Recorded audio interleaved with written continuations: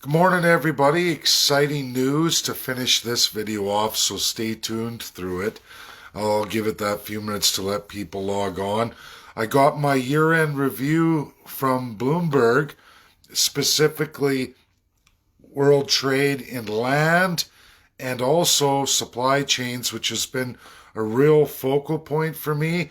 And I'm really happy I got Kelly Temple and Amanda, I want to say Pignata.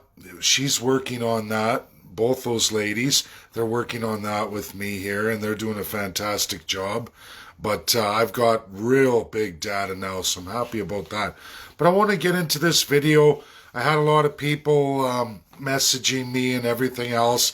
They feel like I've let all the Patriots down, and I'm always negative. I I guess it looks that way to everybody, but I'm more of a realist than anything. I've led some pretty major monumental labor rallies and what are called wildcat strikes in my history. I'll tell you this, 10 times larger than anything we've ever seen here as of to date and everything that's going on. I mean, down in the USA with Trump and the Biden deal and Black Lives Matter, of course, that was huge. But these aren't really, those riots weren't really aimed at making the world a better place. I mean, defund the police, okay, but it didn't really get into the major civil rights. And I actually spoke to a lot of the organizers of American Black Lives Matter. A lot of you follow me or are really loyal to me, watched all those videos in procession. I had the boots on the ground American side of that because I was talking to those leaders. And actually, there's some pretty impressive African American leaders, community leaders, and everything else that I've spoken with on these matters, and we went back and forth, and I explained to them exactly what I've gone through over the last 20 years. That Black Lives Matter got hijacked, and I think we can clearly all see that this is what happens to any major movements. There's things at play here, mostly from the left, that just come sweeping in, and they always steal your thunder and change your direction. And that's happened to me over the last 20 years, just in Edmonton and the greater Alberta region, many, many times. I used to be a major player. I used to be a major organizer, major rally guy, and we had some huge, phenomenal ones here in Alberta. The size and scope to the scale that nothing currently that we've seen in the last 10 years even remotely comes close to that. And this is why I'm sorry, I'm a realist. If anything could be organized, like people are asking me, what do? We got to rise up. We got to revolt. We have to have a patriot revolution here. And I hate to be the bearer of bad news, but there's some great patriots like Mark Friesen. Some people are watching the Angry Albertan here in Edmonton. And sure, you get all the likes and loves, but it's the actual on-hand participation in these events that are not shaking legislatures, not rumbling Ottawa. They're not at any scope or scale that's ever going to be anything that's going to move anything. And that's just reality. And they've already started with the fines. They've restricted your freedom of speech. They're restricting your freedom of expression. And I'm here today to tell you why that is. Because the reality is in Alberta, since 2007, including all through Rachel Notley, and now even more restrictions under Jason Kenney, we have allowed a lot of organizations to go straight down the toilet. The reports are all in now. I have my year-end review from Bloomberg Economics. These are global economics masters, experts in their field. They have all kinds of resources I'll never have, but at least I'm invited into those Zooms. I'm allowed to go transcend my space where I'm at regionally and go out on a world forum with these people and go back and forth and share research, share data, have live interconnected meetings. And I'm going to tell you right now, it's the private sector unions, ladies and gentlemen. Now, you can all go, oh, unions, oh. This is absolutely where you got your freedom of expression, your freedom to protest, all of it. And it was done violently all the way through from in Alberta, just in Alberta's history, from the 30s all the way through up until about 2007. That's the last action that I was involved in, and I paid a heavy, heavy price. Now, those who know me very well, not even all my followers, I've talked about this a handful of times. In fact, if you go through my timeline, my initial posts on my Facebook, my first few posts show the absolute lowest point of my life and where I went from my lowest point of my life up to where I am today. And, you know, I've been charged, indicted so many times in my life through my 20s, 30s, and even most recent. And when you look at what happened to me 4 years ago, which was made public for all of you, I'm not going to keep revisiting these issues. And what's kind of led me to where I am today, it's the reality that we don't have these rights anymore, everybody. They're being eroded away. A lot of it's absolutely because we let the private sector unions go down. Now, this has nothing to do with the public sector. It's the primary sector. It's actually farmers from Alberta, oil field workers from Alberta, in our history, coal workers from Alberta, all primary sector. That's reality. And those people rose up through violent altercations to make the Alberta a better place, a fairer, more just Alberta. This is where you got your rights to protest. In fact, according to Superior Court and Supreme Court of Canada rulings, right here for Alberta cases, everybody, not the rest of Canada, but led to precedent. It was Albertans who went to people's personal residence. You were able to go to someone's personal residence. You were able to go to a place of employment and protest, rally, and even go to what people would classify as extreme. And which is something I just did here. And even I was blocked, even though the courts fully support all my actions. If any of you haven't watched my YouTube, or those who turn and say, oh, that's crazy, you shouldn't be allowed to do that, shaming people like that, you shouldn't be able to behave like that, it's going to incite violence. And maybe it would have. But you know what? This is how we got all our rights. And I'm sorry, but a few hundred at maximum to maybe 1,500. I had literally in 2007 tens of thousands. When you took all of Alberta, we marched on the courthouse with 1,500 loyal followers in one unified front. They crapped their pants, the government. Can you imagine Edmonton's courthouse downtown with 1,500 people outside?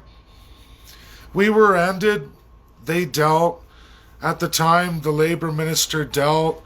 We got everything we wanted. However, since that time, through pretty much Rachel Notley and Jason Kenney, it's all been washed away. Absolutely washed away.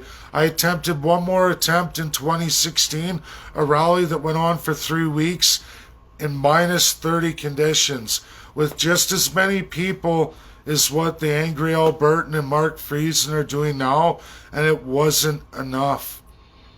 And we went every day, not once every few days. We were there every day of the week on shifts, well organized, very professional, and we got nowhere at all. We were absolutely ignored because we're the people. We don't fit with what the narrative is of special interest groups, international organizations, because we the people don't exist anymore. And until we have tens of thousands of people committed to any kind of movement or action, and it has to be tens of thousands, so you guys understand statistically, if you don't have a minimum of 3% of the population behind an action in real first person, you are not going to affect any change. Black Lives Matter had that exact education. Now, I'm not supporting riots or anything else they did, but they started with that. And then, unfortunately, when you get up to that point, many organizations, groups, multinationals, special interests, government understand this very, very well. Left or right governments, they understand it tremendously well. And that's when they throw in all of the people who are going to break it apart. They infiltrate, they change the narrative, and they mess it up completely. It's happened to me at least 24 times. I've started somewhere with something beautiful and great for the people, just to find by the time I grew it to the needed height and the needed size, it was hijacked. I give these things not to be negative, it's just reality of what the world is, and revolution right now, we're not even close. Until you have 3% of the population literally physically on hand in any kind of action, you're not going anywhere. And I don't see us getting that. I've been watching this unfold for a year. Most people are staying home. Most people don't care about all their rights that are disappearing each and every day. Each and every act of legislature or act of parliament, all these rights are disappearing. Mostly, though, it's your legislatures. This is for all Canadians, because I know it's going into provincially too. Almost all of your eroded rights and freedoms today come absolutely 90% of them from your provincial legislature. Sure, Justin Trudeau has most of the tax revenue, most of the stroke through the Constitution, and yes, he's participating in the great globalist socialist reset, unrestricted with a journalist running our finances for the next 3 years, and an unprecedented amount of borrowing with zero accountability and zero benefit to over at least 80% of you. But we know just in the last 6 months what's happened. I have the Bloomberg in economics. I have the WTO in world economics in year-end review that I'm now ready to start releasing, which I will. And my graph as well too that plots 3 different fields, puts them together, combining law, economics, and geopolitical, right in one chart, one plot never done before, not 3 expert fields put together. And I've done that by getting the experts, and you're all going to get to see that. I want to get into, supply chains. So I just went through Bloomberg and WTO. There's going to be an issue here, I believe, and it's in juristocracy. This is what a lot of patriots don't understand. And it's something I've been going through for 6 months with the best constitutional experts in the world. Juristocracy is when the courts have power over the people and even governments. And, for all the people on the Donald Trump side of things that don't understand what's going on, it gets into juristocracy. It's the power of the courts to make decisions that don't favor you necessarily. However, there is precedent law, there is law of states that I make sure to go through to make sure it isn't that case. But throughout our world, there is juristocracy where courts make decisions that absolutely override the government and absolutely override the people. And they don't follow any precedent rule of law, as in judges can set brand new precedent by the way they feel that day. And that's wrong. So an update, when I asked for a Spanish interpreter, I may also need a Catalan and a Portuguese interpreter. I'm waiting to hear back from that. My Twitter, again, more of the world's experts are coming on my Twitter. I'm getting followed by some pretty heavy-duty people, so I'm happy about that. I never wanted to be big in this Twitter. I'm using it as the tool it is for me. not a social media platform. It just happens to be the best platform to literally reach almost every person of affluence in the world. You're better going through that than the government or their place of business. You're going to do way better on the Twitter than you ever will with that, even though I do all those things too. But Twitter is an absolute medium where you can meet everybody from every area and field. So now we're going to get into what's really important in this video, what's absolutely the positive here.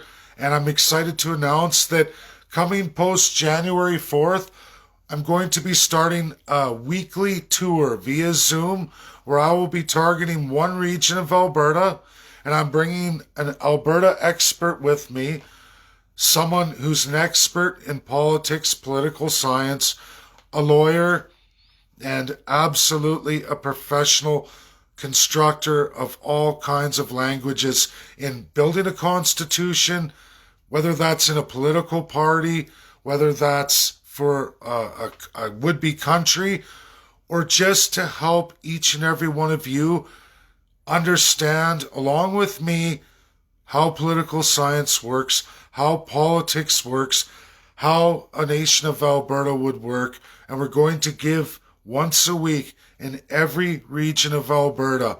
For the next year, we're going to go through it, have these private Zoom events.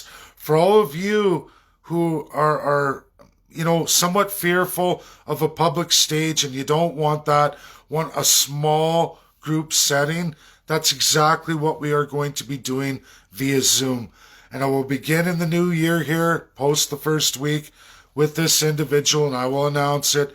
And we are going to give this to every region possible right through Alberta over the next year and a half, if it takes that, to just get as many of you educated and allow you a forum where it's not out on social media, where it's not published out, but to really educate Albertans, give you the power to deal with all the things that are happening right now, and give you a chance to be a part of something great.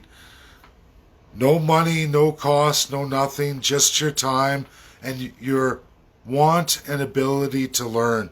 That's it. From myself and another academic professional that you can all recognize that is accredited where I am not. I have the numbers. This person's going to have the law. Together, we have done incredible things in Alberta with political science, and we need to get all this education out to so very, very many Albertans. Now, by targeting each and every region as we go week by week, and it will be free platform for anyone in that region who wants to get involved.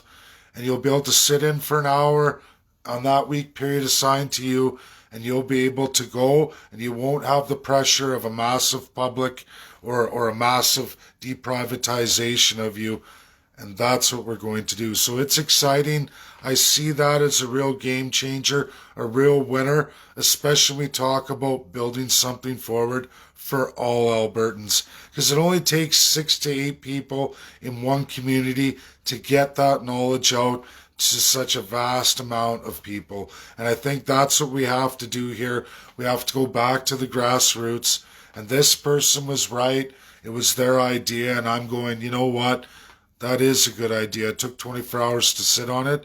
And it won't be bringing me down notches to a boring level. It's going to separate me from Facebook, and it's going to put me on a different platform where I can go down to the basics and I can go through it for everyday Albertans who may be afraid to come forward, don't like the social media, and that's been said, and I don't want to get there. This is going to be your private time, 1 hour, with a couple of cool Albertans who've done some seriously amazing things and have a lot to share with you. And we can take it down into that personal setting for just a few Albertans in each and every region.